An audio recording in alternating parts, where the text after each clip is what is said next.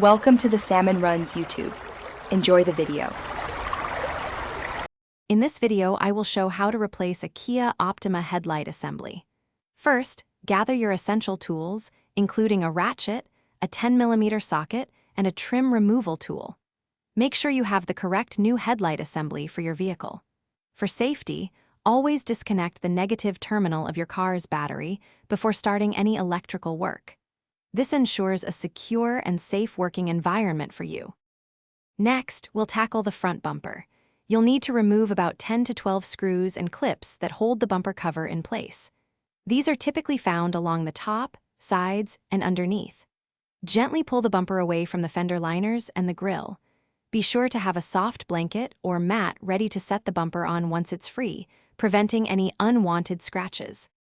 With the bumper out of the way, removing the old headlight is straightforward.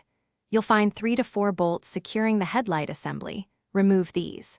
Then, carefully disconnect all the electrical plugs from the back of the unit.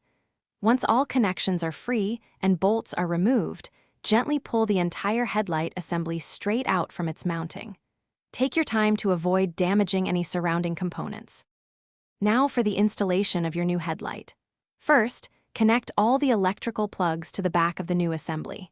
Carefully slide the new headlight into its mounting position and secure it with the 3 or 4 bolts you removed earlier. Reinstall the front bumper cover, making sure all clips and screws are tight.